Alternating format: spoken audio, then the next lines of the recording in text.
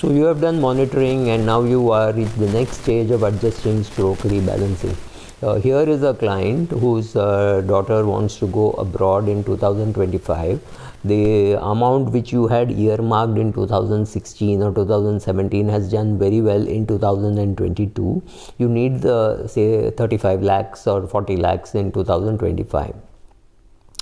35 lakhs required in 2025. That portfolio which was earmarked for her education has already reached something like 27-28 lakhs.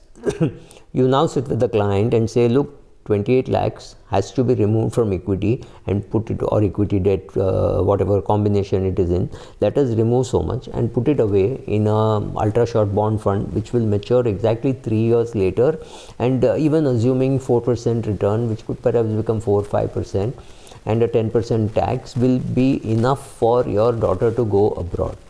Do you think the client understands the problem with same clarity with which you are speaking, or do you yourself understand with this clarity?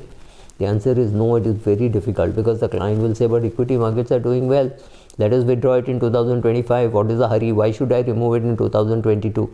And why are you asking me to put money in a debt? Look at the debt returns. I got 3% last year in ultra short. I got 1% in the banking and PSU fund. So why should I put money? But you like these bonds. You like these funds because you bought it for safety. When you buy it for safety, don't look for returns. If you buy it for returns, then don't worry too much about safety. So therefore you bought. So you're not done too well. But that does not mean you will not do well. Maybe you could put money in a gilt fund, and maybe interest rates will go down. Then you will get some appreciation. What happens when interest rates go up? Well, you will suffer some depreciation, right? Both these things will happen. So how do you handle this? Because this is very important at this stage of adjusting and rebalancing, because one is the client's age has increased, right? 2018 she sat and invested. Now at 2022 she's 4 years older. So her technically speaking, the risk taking ability would have gone down. And here is the daughter's requirement in 2025. You're sitting here with adequate money, which will grow even at 4% or 5% is enough. It will become 35 lakhs. So the goal will be met. And the daughter still has exactly the same goal. That goal has not changed. You don't require more than 35 lakhs projected cost for 2025.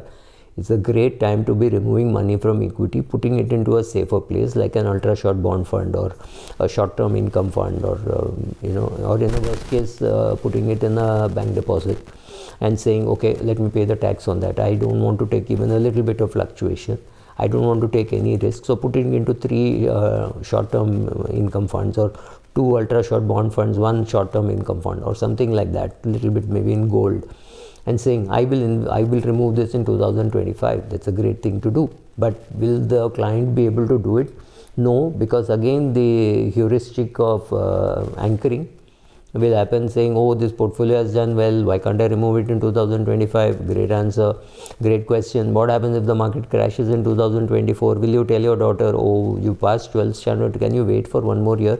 I will have money next year only to pay for your medicine, or whatever you want to do, class 11th and 12th abroad, or whatever it be. You can't postpone education. So here is a fixed goal which is going to happen in 2025, for which you need money. This is a great time to be taking money off equity. At least 70% or 80% of the money you take off equity, 20% let it remain in equity if there's an upside. But you need your 35 lakhs in 2025.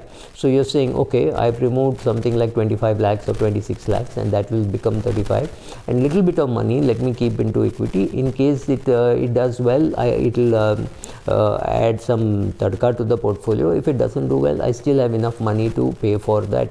And the remaining money I will keep for my retirement and things like that, my fund and things like that. But thoda paisa I will remove, because this is a known phase goal.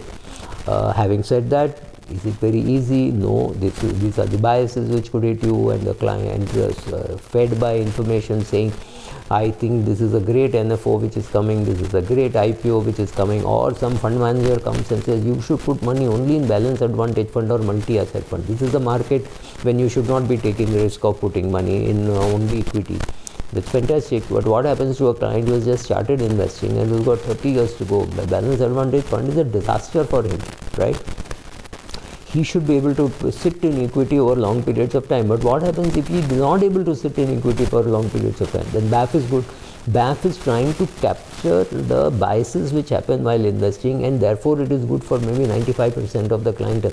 But if your clientele is in the 5% who is very happy to sit in equity over long periods of time, then BAF is not necessary, right?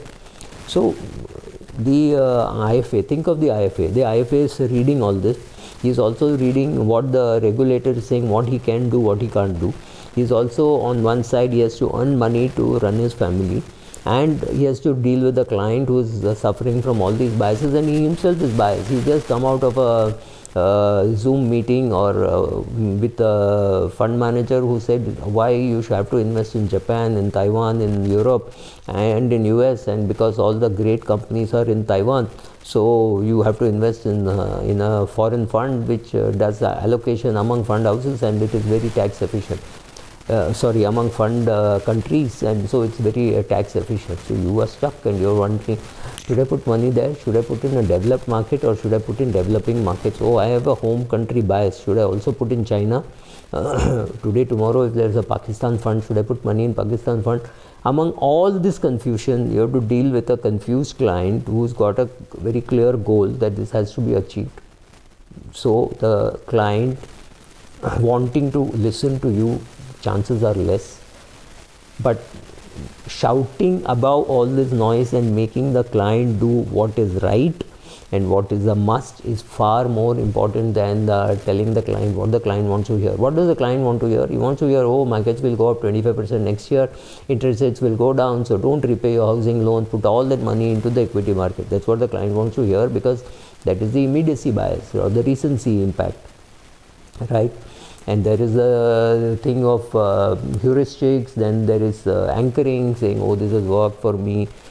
Breaking all that is important. So understanding why the client is talking like that, talking to the client about behavioral financing, sir, this is what is happening, so let us try to fight the bias. First is to understand that this is the bias and how we are fighting it.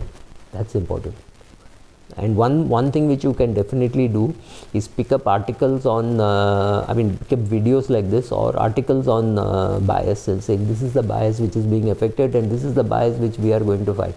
Or decide to go one day and talk only about biases and talk about reallocation of assets or tactical reallocation of assets on a completely different day, because on this day you are going more as an academician to explain things.